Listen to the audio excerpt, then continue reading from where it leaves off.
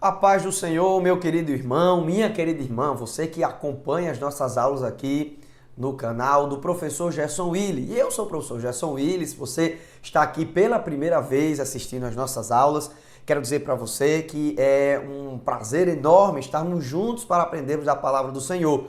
Todos os slides que nós usamos aqui em nossas aulas, nosso vídeo aula, nós disponibilizamos aqui na descrição do vídeo. Então, acabou a aula, você quer baixar os nossos slides gratuitamente, você vai lá embaixo, clica naquela setinha embaixo e baixa os nossos slides. Pede o acesso e eu disponibilizarei para você, tá bom, meu irmão? Não se esqueça de se inscrever no canal, deixe o seu comentário, faça algum comentário sobre a aula, alguma pergunta, para que a gente também possa continuar a nossa aula aqui nos comentários, tá bom? Vamos lá, hoje a lição de número 3, vamos falar de uma coisa muito importante, talvez uma das passagens mais emblemáticas do Novo Testamento, quando se refere à conversão de alguém, que é a conversão de Saulo de Tarso. Então, lição de número 3, convido para você ler comigo aqui o texto áureo, que diz assim, Atos capítulo 9, versículo 3 e 4. E indo no caminho, aconteceu que, chegando perto de Damasco, subitamente o cercou um resplendor de luz do céu. Deixa eu colocar a seta para você acompanhar comigo. E caindo em terra, ouviu uma voz que lhe dizia, Saulo, Saulo, por que me persegues? A verdadeira conversão, diz a verdade prática, a Cristo leva em conta o arrependimento, a fé em Jesus e uma completa transformação no pensamento, vontade e ação do homem. Então essa é a verdadeira conversão que nós vamos discutir hoje na nossa lição. A nossa leitura bíblica em classe, que vai nortear a nossa aula de hoje, né, que é o ponto de referência, se encontra em Atos capítulo 9, versículo 1 ao 9, que é o relato do escritor Lucas, né, o evangelista Lucas, sobre a conversão do apóstolo Paulo. Vamos ler juntos? Diz assim a palavra de Deus. E Saulo, respirando ainda ameaças e mortes contra os discípulos do Senhor, dirigiu-se ao sumo sacerdote e pediu-lhe cartas para Damasco, para as sinagogas, a fim de que se encontrasse alguns daquela seita, quer homens, quer mulheres, os conduzissem presos a Jerusalém. E indo no caminho, aconteceu que, chegando perto de Damasco, subitamente o cercou um resplendor de luz do céu. E caindo em terra, ouviu uma voz que lhe dizia, Saulo, Saulo, por que me persegues? E ele disse, quem és, Senhor? E disse o Senhor, eu sou Jesus, a quem tu persegues. Duro é para ti recalcitrar contra os aguilhões. Versículo 6 diz assim, e ele, tremendo e atônito, disse, Senhor, que queres que faça? E disse-lhe o Senhor, levanta-te, entra na cidade e lá te será dito o que te convém fazer. E os varões que iam com ele pararam espantados, ouvindo a voz, mas não via ninguém. E Saulo levantou-se da terra e, abrindo os olhos, não via ninguém. E, guiando-o pela mão, o conduziram a Damasco. E esteve 3 dias sem ver, e não comeu, e não bebeu. Nosso primeiro ponto hoje a respeito da conversão do apóstolo Paulo, da conversão de Saulo de Tarso, nós devemos fazer uma reflexão daquilo que nós estudamos na aula passada, né? A vida de Saulo de Tarso, de como ele foi criado aos pés de um homem muito famoso ali em Jerusalém, que era Gamaliel, que era descendente de um homem chamado Hilel, né? De uma escola liberal farisaica. E o apóstolo Paulo estava determinado, talvez até contrariando as normas do seu partido farisaico, que era um pouco mais liberal. Talvez você se lembre de uma passagem em Atos dos Apóstolos, onde Gamaliel intervém a respeito da pregação do evangelho, dizendo que os sacerdotes, digamos assim, ou os doutores da lei, os fariseus, não deveriam se importar tanto com aquela pregação desses homens, porque se for algo de Deus, com certeza ninguém poderia ir contra, né? E se fosse alguma coisa do inimigo, ou a coisa que não seria de Deus, seria desfeito automaticamente. Ele dá um exemplo de alguns que se levantaram por ali. Então a perspectiva de ser um fariseu liberal era um pouco mais de tolerância a certos tipos de movimentos que surgiram naquela época, tá bom? E o apóstolo Paulo, ele estava contrário àquilo que ele aprendeu. A sua ira, o seu cuidado farisaico foi tão grande que ele ficou determinado. Então eu coloquei um mapa aqui para vocês olharem comigo, né? Esse caminho, né, até Damasco, de Jerusalém para Damasco, era um caminho que não era fácil de percorrer. Veja que, segundo os historiadores, a gente pode dizer que Damasco é aqui mesmo, né? Estava uma localidade aproximada desse Damasco antigo, mas alguns creem que sim, há aproximadamente 260 quilômetros para percorrer de Jerusalém até Damasco. Então veja a mentalidade do apóstolo Paulo, aliás, de Saulo, né? Antes de ser apóstolo, ele estava indignado, chateado, e ele estava irado. Ele não estava só, eu quero essa seita do caminho, né? Como era conhecida, os primórdios do evangelho, os cristãos eram chamados de que pertenciam à seita do caminho. Então Saulo estava respirando ameaças e mortes. A gente viu na aula passada que esse termo, né, conota, o Lucas, ele coloca como se fosse uma fera que está determinada a pegar a sua presa, né? Então a conversão de Saulo, como diz aqui no tema em cima, é um ato da graça de Deus. Essa conversão acontece numa experiência sobrenatural, mas Deus querendo fazer assim com um homem que estava indignado contra o evangelho. Não era alguém que estava ali. Então você vê aqui nesse mapa que eu coloquei para vocês, né, sendo colocado em linha reta, se Saulo fosse para lá, o caminho para ser percorrido era esse. Então daqui até Damasco ele estava preparando, planejando entrar nas sinagogas. Ele chegava nas sinagogas, apresentava cartas, né, as cartas que ele tinha recebido do sumo sacerdote, dizendo que tinha autoridade para prender, arrestar a todo cristão, a todo aquele que falasse o nome do Senhor Jesus Cristo. Então, quando você estiver falando, quando você estiver meditando a respeito disso aqui, veja a ênfase, a indignação que Paulo tinha no seu coração, a determinação que ele estava para percorrer tantos quilômetros, inclusive uma caminhada que poderia ser perigosa, mesmo que ele estivesse ali recebendo soldados ao seu lado para lhe ajudar, né? Porém, é uma caminhada perigosa, poderia acontecer infortúnios no caminho. No entanto, Saulo de Tarso estava com o coração determinado, mas ele não sabia que algo sobrenatural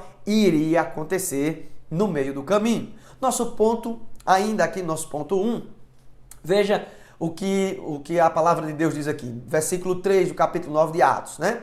E indo no caminho, aconteceu que chegando perto de Damasco, subitamente o cercou uma luz do céu.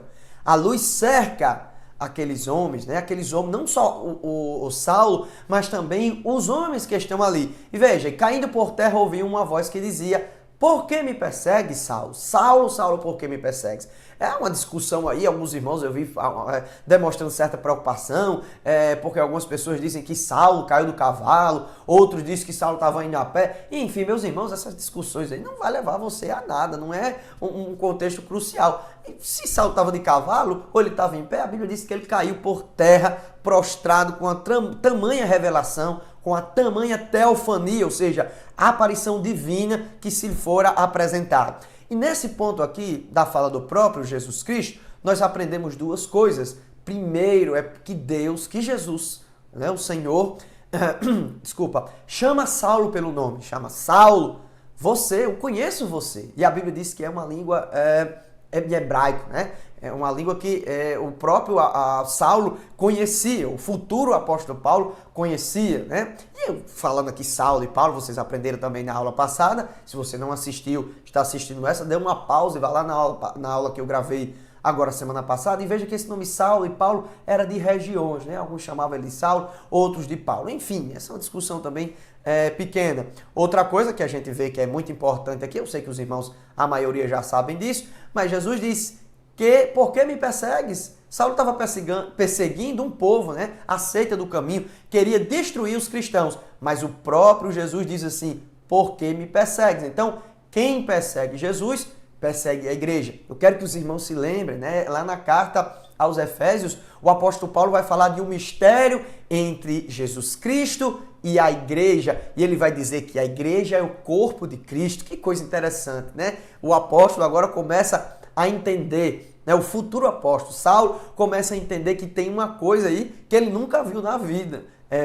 Está perseguindo um povo que ele achava que era uma seita, eu usei até esse termo, a gangrena, na aula passada, que estava contaminando alguns irmãos, convertendo líderes rabinos, digamos assim, de sinagogas, e agora ele escuta dizer que é Jesus. Você está me perseguindo, eu sou o Senhor. E a gente vai ver esse termo aqui na frente, tá bom? E agora veja que coisa interessante. Observe isso, eu quero que você preste toda atenção no que eu vou mostrar aqui para você.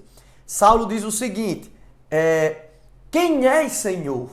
Ele usa essa palavra Senhor e ele entende, ou seja, ele está vendo uma luz do céu que cegou todo mundo e era mais claro do que o meio-dia, é mais forte do que o sol, né? Era algo assim de um resplendor grandioso, de sobremaneira que ninguém conseguia resistir. E essa voz vinha até ele chamando pelo seu nome. Só pode ser quem? Senhor. E ele usa aqui, pelo menos no relato de Lucas, o termo Kyrios ou Kurios, né? Que é em grego clássico. Então, termo usado pelos judeus na língua grega para se referir a Jeová. Tem uma versão da Bíblia que é a Septuaginta, a versão da LXX, né? Que é a versão dos 70, no período ptolomaico, aonde foram a primeira vez transcrito a Bíblia em hebraico, ou a Torá em hebraico, para o grego. E muitas vezes a palavra Jeová ou a palavra Senhor para se referir a Deus é transformada em Kyrios, né? Ou traduzida como Kyrios. Então, nesse período, nesse ambiente greco-romano, onde o Saulo de Tarso estava, era comum referir-se a Deus como Kyrios, né? Como o Kyrios, né? O Senhor. Eu quero lembrar vocês também que nesse período, né, quem se achava divino, por exemplo, como um imperador romano, exigia que fosse chamado também de Kyrios, né? Se autodenominava como um senhor, como alguém que tinha possessão de todas as coisas. Mas nesse momento que Saulo de Tarso cai, ouvindo aquela voz, vendo aquela grandiosidade de luz que cega subitamente os seus olhos, ele diz, só pode ser um Senhor, só pode ser Deus, só pode ser alguém superior, divino, que está falando comigo. E ele responde e diz, quem é, Senhor? Eu queria saber quem estava falando comigo. E a grande surpresa que esse Kyrios, que ele já ali, né, já está ali referindo a autoridade, é o próprio Senhor Jesus Cristo, tá bom? Então, no nosso ponto 2 aqui, certo? A iniciativa de Jesus para transformar a mente de Paulo, ou de Saulo. Queridos irmãos, veja que a iniciativa foi de Jesus. Jesus ele foi contra, ou de encontro, né, a Saulo de Tarso para mudar o seu coração. Então, o impacto da visão resplandecente no caminho para Damasco tomou Saulo de surpresa. Ele ficou assim, estarrecido. Ele, nesse momento, ficou sem saber o que estava ali acontecendo. Ele vivia pela lei, tinha estudado muito tempo aos pés de Gamaliel, tinha recebido a sua, talvez ali o seu diploma, digamos assim, de fariseu. Tudo indicava que ele ia ser um grande mestre naquela época, mas algo lhe aconteceu que mudou ao avesso todo o seu entendimento em relação ao que era a seita e o que era verdadeiramente a palavra de Deus. Então, dada a dureza do coração de Saulo, o Senhor tomou a iniciativa de sacudir a sua estrutura física, psicológica e espiritual, agindo pessoalmente na sua direção. Quero que vocês se lembrem que antes da conversão de Saulo de Tarso, ele estava participando de um evento muito importante, que foi a morte, né, do primeiro mártir da igreja cristã, que é Estevão. E Estevão, ele prega as Sagradas Escrituras como ninguém. Talvez Saulo, né, até no livro de apoio, então em outros livros que a gente tem pesquisado, talvez Saulo tivesse ficado ali até pensativo, como esse jovem sabe de toda a Escritura, sabe do Antigo Testamento e acaba falando desse Jesus Cristo. Mas era esse Jesus Cristo ao qual ia ter um encontro com este Saulo. Jesus ia encontro a Saulo. Lembra de uma palavrinha que Estevão diz antes de morrer? Ele diz, Senhor, não impute a eles esse pecado. Não deixe, Senhor, que esse pecado seja contado. Eles estão me apedrejando. A marca de um verdadeiro cristão é o perdão, mesmo que esteja sendo apedrejado, mesmo que esteja sendo apontado. Então eu acredito que essa intercessão, né, de Estevão caiu justamente na conta de Saulo de Tarso. Mas Deus já estava premeditando encontrar com esse homem. Ele consentia na morte, principalmente de Estevão, e ele fala isso em um dos seus relatos, principalmente em Gálatas. Então vejamos aqui o nosso ponto 3 ainda no nosso tópico 1. A graça salvadora se manifestou a Saulo, né? Veja, Efésios e a carta a Tito, a carta aos Efésios, o apóstolo Paulo diz aqui em Efésios 2:8, porque pela graça sois salvos por meio da fé, e isso não vem de vós, é um dom de Deus, é um favor de Deus. Aí vejamos aqui o próximo ponto. Porque a graça de Deus se há manifestado trazendo salvação a todos os homens. E essa graça aqui, que eu acabei de dizer, um favor imerecido de Deus, em que sua justiça é satisfeita na morte expiatória de Jesus Cristo. Aqui o mérito é de Jesus Cristo. Meus irmãos, é muito comum, infelizmente, a gente ainda vê alguns irmãos que ainda não entenderam a mecânica da salvação a respeito de quem tem responsabilidade e quem não tem em relação a esse processo. Jesus sempre vai dar o primeiro passo. É isso que nós cremos. Independente de calvinismo, arminianismo, a palavra é clara. Jesus vai dar o primeiro passo. É Ele quem se mostra a favor. Desde o período do Antigo Testamento, desde os primórdios. Por exemplo, quando Adão e Eva pecou, foi Jesus, que foi Deus, né? Jesus, digamos assim, quem foi lá atrás de Adão. Adão, onde estás? Ele é quem sacrifica o primeiro animal e cobre as vergonhas, digamos assim, a nudez de Adão e Eva com a pele, né, de um animal, de um cordeiro. Então isso já simbolizava que Deus ia a encontro ao homem, talvez assim, algo profético, encontro ao homem em relação aos seus pecados. Então na mecânica da salvação, naquilo que tange a salvação, o processo, quem dá primeiramente é Deus. É Ele que vem a nós. O Evangelho, nós não, por nós mesmos, não conseguimos procurar o Evangelho. Mas o Evangelho pregado vem até nós e nós somos salvos pela graça, um favor imerecido. Esse favor vem até nós, nós não merecemos, ele vem até a gente, oferecendo ali uma salvação. Então, continuando aqui, a conversão de Saulo foi mais do que um convencimento intelectual sobre Jesus, e os irmãos têm que entender isso. Não adianta você entender o processo da salvação, entender quem é que dá esse primeiro passo.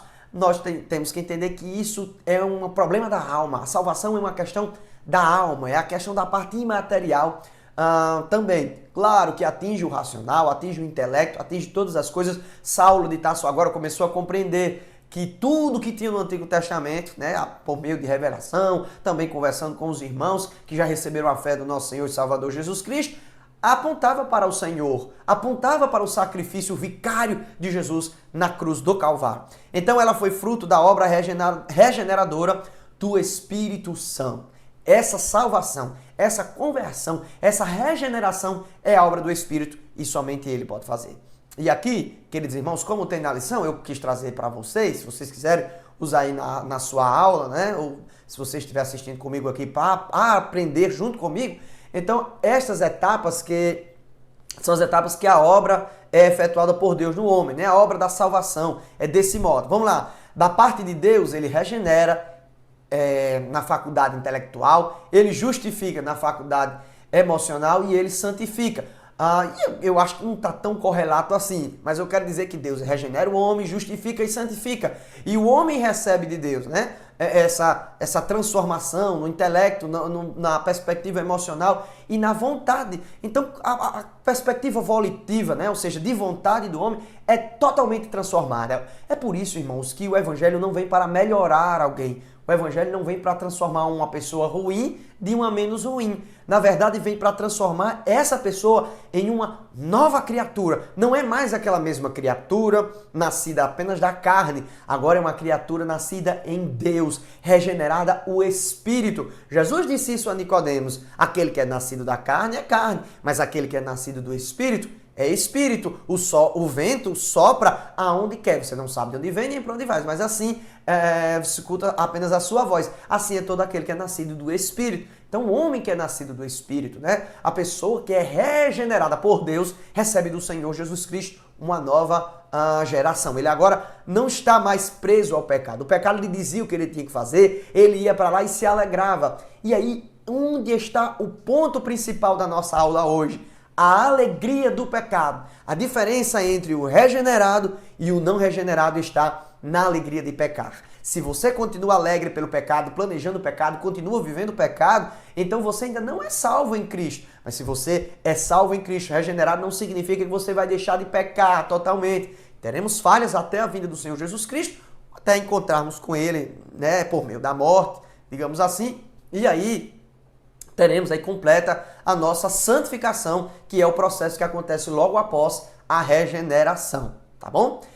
Então veja, a questão da conversão, Saulo e a doutrina bíblica da conversão. A palavra metanoia, ou então metanoia, né, que significa arrepender-se, ela tem a conotação de pensar de maneira diferente, sentir remorso, ou seja, uma disposição interior para mudar. É uma conversão, você muda. Veja, irmãos, eu acho muito interessante quando a gente fala que na hora do processo da salvação, a gente não sabe o momento exato, claro, disso não é uma coisa observável, ou seja, empírica, que um cientista pode ver, mas nesse momento da salvação, a primeira coisa que acontece é o arrependimento, a tristeza, né?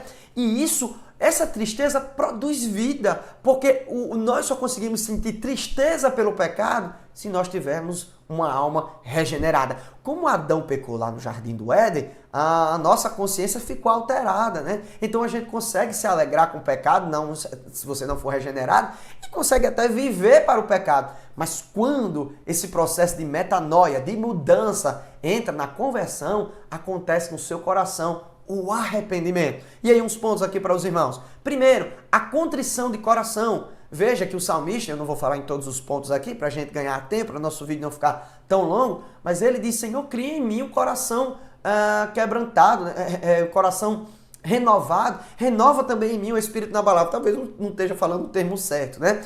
Mas ele diz que um coração contrito e quebrantado, Deus não vai rejeitar. Só quem consegue ter um coração contrito e quebrantado em relação ao pecado, se entristecer, como diz o apóstolo Tiago, em relação às misérias, sentir as vossas misérias, né? Esse é um ato da conversão. Você sentir que é um miserável, né? Você precisa de misericórdia. Inclusive a palavra misericórdia vem do latim miséria e cordium, miserável ao coração, trazer o miserável até o coração.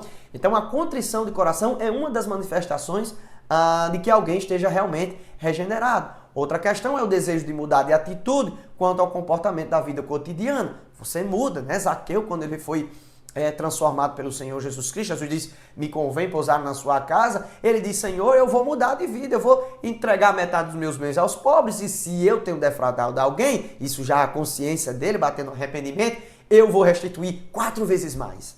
A gente costuma observar que conversão, né, é alguém levanta a mão, alguém chorou, fez alguma coisa, e aí a gente não vê mudança de vida, porque foi uma coisa exterior. Mas Deus, ele trabalha no interior, principalmente em relação ao pecado, que é a ofensa contra Deus. Então, como a gente já falou, isso não é uma obra do homem, não é uma obra carnal, intelectual, de persuasão. Para mim fazer com que alguém venha a Jesus Cristo, eu preciso ter um curso de teologia, um bacharelado em teologia, um mestrado, um doutorado. Não, meu irmão, é obra do Espírito Santo. Muito bom estudar, eu sou professor da área teológica, é maravilhoso isso aí, é muito bom, principalmente quando você já é converso.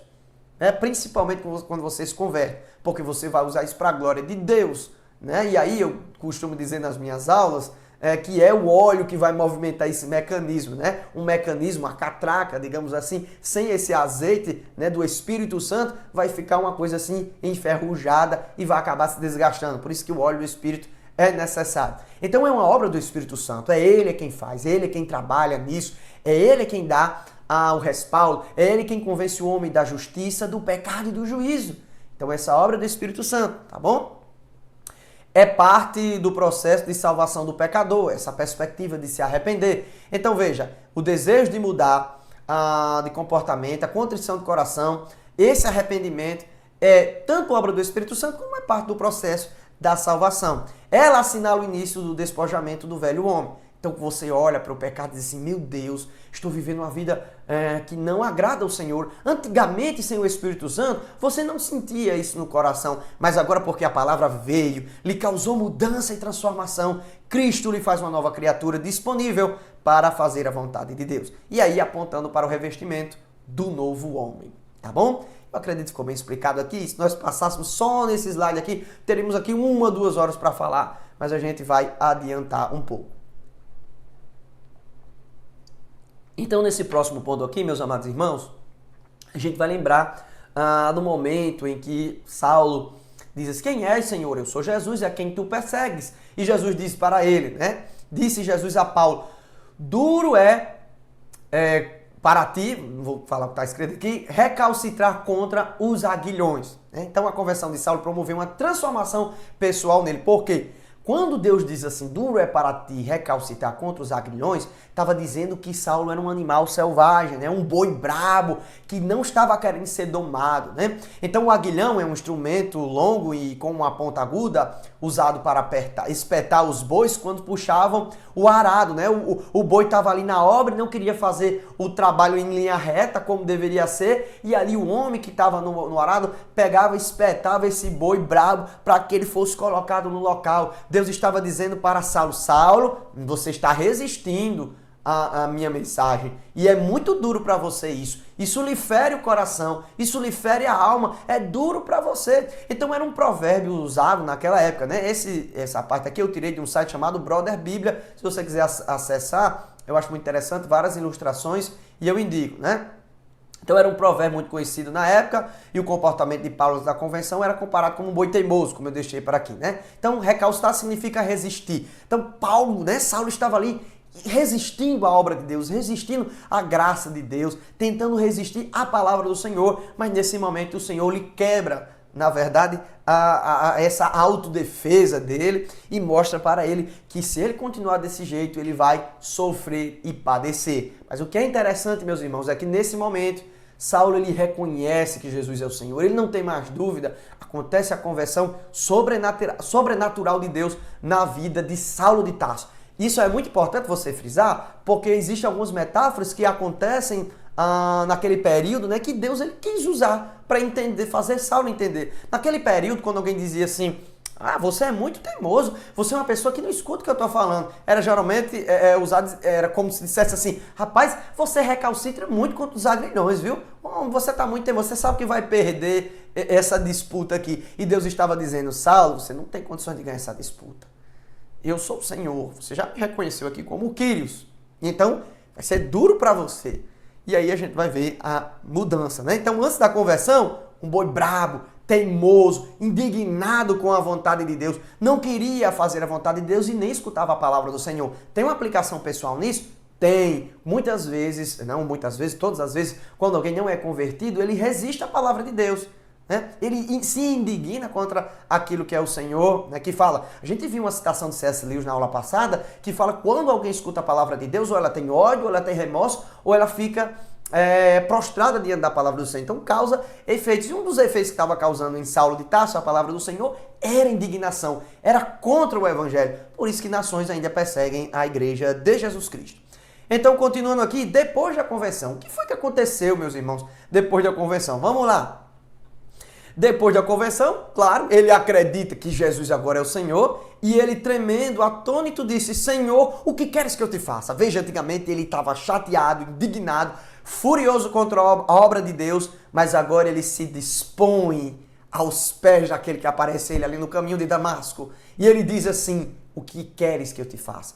E aí a gente vai ver em Gálatas capítulo 2, versículo 20, o próprio apóstolo Paulo dizendo, fui crucificado com Cristo. Assim já não sou mais eu quem vive, mas Cristo vive em mim. A vida que eu vivo agora no corpo, vivo pela fé no Filho de Deus que me amou e se entregou por mim. Isso aqui claramente está falando da sua conversão, né? Quando eu fui crucificado com Cristo, naquele dia que eu tive um encontro com Ele, os meus desejos agora não são meus. O crente que é regenerado, ele não vai dizer, eu quero que Deus faça a minha vontade. Ele vai usar essas palavras de Saulo de Tarso, né? Senhor, o que queres que eu te faça? E aí o Senhor Jesus sai, né? Entra em cena Jesus Cristo e sai de cena o ego de Saulo que se assentava no coração dele, querendo fazer aquilo que ele queria. Mas agora é Jesus que está domando esse boi brabo e vai dizer, você vai ficar em linha reta como eu quero nesse arado. Me responda, Saulo. E aí Saulo respondeu com a fé. Glória a Deus. Então, no nosso último ponto aqui, desse tópico 2, a gente já está chegando no final da nossa aula, a conversão faz parte da doutrina bíblica da salvação. Então a verdadeira conversão é a que nasce da tristeza para o pecado, como a gente falou já no início da aula, e o reconhecimento de que o homem precisa dar meia volta para Deus. Então é uma manifestação externa da regeneração operada pelo Espírito no interior do homem que implica mudança de pensamento, vontade e ação. Uma mudança que altera todo o curso da vida do pecador, como Efésios capítulo 4, versículo 25 e 30, que você pode olhar. E aqui mais uma palavrinha, né, que a gente coloca, né, a metanoia, conversão, arrependimento, nova mentalidade, ou seja, você ganha uma cultura do céu. Você agora faz parte do céu, você não só ganha um passaporte, mas você vira já um cidadão do céu. Você não é daqui. Interessante as cartas do apóstolo Pedro, ele vai falar aos irmãos como peregrinos e forasteiros. Uma das palavras que o apóstolo Pedro, fala muito vocês são peregrinos. Vocês não são daqui. Eu trato com vocês, estou mandando conselho para vocês, mas pessoas que não vão ficar aqui. Vocês são forasteiros. E é isso que acontece na vida de um verdadeiro cristão salvo pela graça de Deus. Veja aqui o que acontece depois da conversão de Saulo de Tarso. Então Ananias foi e entrou na casa, Deus ele tinha dado essa revelação a Ananias, Ananias resiste, né, Senhor, mas a gente sabe que Saulo, ele veio para cá querendo nos ameaçar, né, e tal. E aí, ele vai até a casa de Saulo de Tarso, cumprindo aquilo que Deus tinha dito, porque Deus tinha falado para ele aqui, ó, vai porque este é para mim um vaso escolhido para levar meu nome diante dos gentios e dos reis de Israel, e eu lhe mostrarei quando deve padecer pelo meu nome. Vejam, meus amados irmãos, como essa teologia aplicada no Novo Testamento, ela é diferente da teologia da prosperidade. Deus está dizendo, Saulo, eu estou escolhendo esse vaso para que ele seja um vaso honrado, cheio de luxo, para que ele viva em luxo, para que ele seja a cabeça e não um cauda aqui nessa geração. Deus está dizendo para Ananias, vai lá e eu vou mostrar a Saulo de Tarso que ele convém, o quanto ele convém padecer por causa do meu evangelho. E aí, meu irmão, Saulo é chamado para um ministério de sofrimento. Ele abandona talvez uma posição rabínica, talvez não uma posição rabínica, e agora passa a ser perseguido, né? Então vamos ler esse relato maravilhoso? Então Ananias foi e entrou na casa, impondo-lhes as mãos e disse, irmão Saulo, e o Senhor Jesus que te apareceu no caminho por onde vinhas, me enviou para que tornes a ver e seja cheio do Espírito Santo. Saulo já tinha o Espírito Santo, mas agora ele ia receber uma porção do Espírito, ia ser revestido, batizado através desse batismo maravilhoso que é o Espírito de Deus. Agora imagine você, Saulo vinha ali principalmente para prender Ananias, prender esses irmãos que estavam na sinagoga, mas ele ali sem ver nada, talvez esses irmãos, né, que seriam até vítimas de Saulo de Tarso, entrando na casa, colocando-lhe as mãos e dizendo, irmão Saulo, dizendo que ele é irmão, que ele faz parte agora da família, que não importa mais o passado. Esse é o verdadeiro cristianismo. Não tem como a gente falar sobre isso sem o coração se alegrar, porque esta é a mensagem do nosso Senhor e Salvador Jesus Cristo. Veio para transformar o mais vil pecador, inclusive aqueles que não gostam da santa palavra e do santo evangelho. Tá bom, queridos? Vamos para o nosso último ponto, né? Que as 3 faculdades interiores transformadas na conversão. A primeira delas é a faculdade intelectual. Então, nesse campo da alma, o homem muda o seu modo de pensar e reconhece a sua condição de pecador. Romanos capítulo 12 diz que nós somos transformados pela renovação do nosso entendimento para que a gente experimente qual seja a boa, perfeita e agradável vontade de Deus. A gente agora é transformado, moldado para entender realmente o que é a vontade de Deus, o que Ele quer, as coisas que Deus gosta e as coisas que Deus odeia. O crente regenerado, ele começa a entender o que é santo e o que é profano, o que é de Deus e o que é do mundo, né? E nesse momento ele também sente uma transformação em relação à acusação. O diabo não tem mais poder sobre ele. O diabo vai tentar de outras questões, mas na sua consciência intelectual ele sente que nenhuma condenação há para os que estão em Cristo. Ele sente isso na sua mente, né? E no seu coração. Outro ponto aqui, para finalizarmos, é a faculdade das emoções. Eu vou só pincelar aqui, os irmãos podem colocar uma coisa a mais aí, para que a nossa aula não fique extensa, já estamos 33 minutos. Nesse campo da alma, o pecador experimenta uma mudança de sentimentos na vida interior, onde se manifesta a tristeza pelo pecado contra um Deus santo e justo. Ele sente aquela tristeza, pede perdão a Deus pelos seus pecados, que antigamente ele não entendia que aquele era um pecado, e agora ele recebe a graça do Senhor, e aí vem a paz com Deus, a reconciliação. Sabe uma coisa boa para você fazer, estudando essa lição? Leia também a carta aos Efésios. Aqui no nosso canal tem uma playlist que fala só sobre a carta aos Efésios. Você é convidado, eu vou colocar aqui um card em cima para que você possa lá acessar e também assistir aqui um estudo só sobre os Efésios, na carta de Paulo aos Efésios. Então, outra questão na faculdade, né, mental, na vontade, né, então na perspectiva volitiva do homem, que é da vontade, o pecador agora pode pensar, desejar e fazer o que deve ser feito para a glória de Deus. Antes ele não tinha condições, era um velho homem, só inclinava para as coisas do pecado e não gostava das coisas de Deus. Agora, nesse momento, ele recebe as ferramentas, os utensílios, para que ele possa agradar a Deus. Ele, claro que não vai agradar a Deus 100%, mas ele está no caminho agora da santificação, sendo moldado à maneira do Filho de Deus. Então, como a imagem de Deus, o homem foi dotado de uma faculdade de escolher livremente. Então, com o auxílio da graça divina e ajudado pelo Espírito Santo, o homem pode escolher e decidir mudar a vida. Então, irmãos, nós cremos, nós somos sinergistas, acreditamos que existe sim uma cooperação do homem. Deus lhe traz a graça e o homem tem que lhe responder com fé. Né? No jardim do Éden foi a mesma coisa. Deus colocou o homem com o livre-arbítrio lá no jardim, antes do livre-arbítrio ser afetado, mas ele deu condições, o homem escolheu aquilo que ele deveria fazer e acabou fazendo errado. Agora acontece que o Senhor, pelo auxílio divino, esse livre-arbítrio afetado do homem, agora recebe um respaldo. Quando o evangelho chega lá, ele recebe o convite de ser participante da família de Deus ou não. Se ele não quiser, se ele não responder, ele vai estar ou já está condenado. Ele não saiu de lugar nenhum, ele já continua condenado, tá bom? Chegamos, irmãos, à nossa conclusão, nossa aula de hoje. Cego para o mundo e vendo para Deus. Então, a gente vai ver aqui, né? E os homens que iam com ele para Damasco, não coloquei aqui, mas é em Atos capítulo 9, que iam com ele, estavam espantados ouvindo a voz, mas não vendo ninguém. E Saulo entrou na terra e abrindo os olhos não via ninguém. E guiando pela mão os conduzia até Damasco. Damasco, quando Saulo agora entrou, né, cego, ele queria entrar ali observando tudo para procurar os irmãos, agora ele entra cego. Ele fica cego para o mundo. E é isso que acontece quando nós aceitamos a Jesus. Não é que a gente vai tampar os olhos, não vai ver pecado nenhum, né? Mas agora a gente vai olhar para Deus, essa luz que iluminou o nosso coração, tira essa cegueira no mundo, que é a cegueira que impedia que a gente observasse quão grande era a condenação que nós estávamos. E aí eu lembro a passagem de Jesus, onde ele diz assim, eu sou a luz do mundo, em João, não botei a referência aqui, mas eu posso colocar na edição, vocês vão ver aparecendo aqui.